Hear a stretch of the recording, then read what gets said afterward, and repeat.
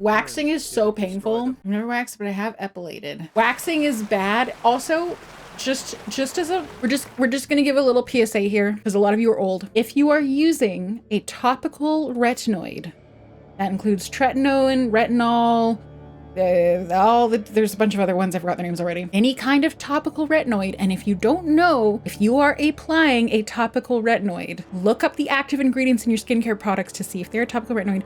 Do not use waxing products on your face while you are using topical retinoids. Retinoids make your skin thinner and more delicate, and combined with over-the-counter wax products, you can give yourself very nasty, painful injuries when you combine the two. So don't combine them. If you have to go and tweeze every little tiny fine little peach fuzz hair, do that instead. I waxed my face before. Yeah, you can waxing your face is fine, but just don't do it when you're doing a retinoid or Accutane.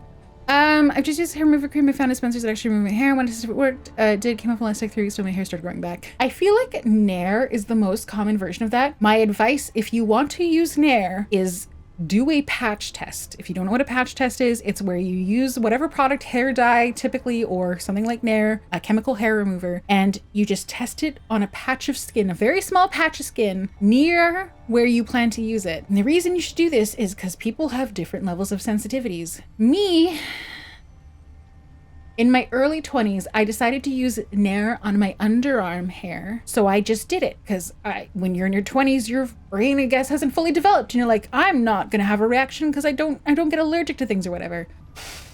Nope. I gave myself chemical burns on my armpits. It hurt so bad. And then the scabs formed, and scabs in your armpits is like one of the worst areas to have those. It's like the area gets damp and gross, and it's like you can't apply deodorant, so then you're extra gross and everything hurts every time you move. Just don't do it. It's a patch test. I have never gotten a chemical burn in my life, and that stuff gave me a chemical burn in like 5 minutes easily. And I was like, oh, I guess I should have done a patch test. So don't be stupid like me. Signs of a battle. Sorry, I got very heated about that. Yeah, and definitely don't use Nair anywhere like if you're like, I'm gonna put this on a really sensitive area. Patch test it. Once that epoxy on my armpits, gonna rest my arms. Oh, for some reason my underarm area is really unfortunate.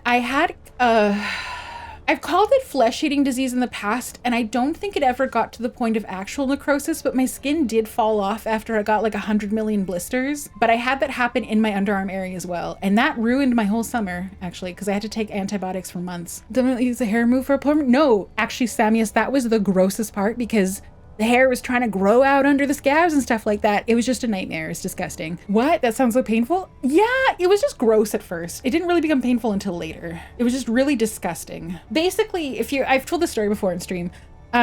Basically, I looked like, you know where the inside of your bicep area, like, you know, people put tattoos there. I was 13 and it was the start of summer, and I woke up one day and I looked over and there was a tiny blister about the size of a pencil eraser. And the weird thing is normally blisters are really like taut. Like if you get a blister from a burn, it's like really shiny and stretched out. But this one was like half deflated and it was perfectly circular. And I'm like, that's really weird to have like a blister on your arm. Like that's a really weird place to get it. So I didn't really think anything of it. And then the next day I woke up and there were 15 of them.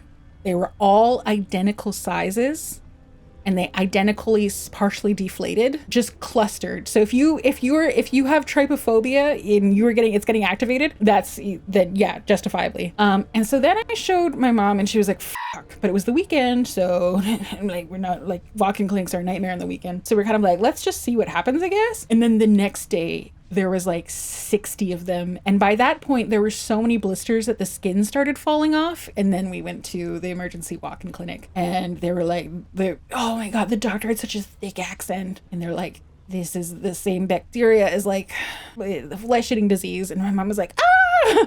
They're like, you have to go on very heavy antibiotics. And then we had to go and buy a bunch of like gauze and stuff like that because they're like, it's going to get worse before it gets better. And it did. And it was just like all the skin from my elbow to my armpit just kind of fell off. And I had to use gauze and change it twice a day, every day for like 2 months.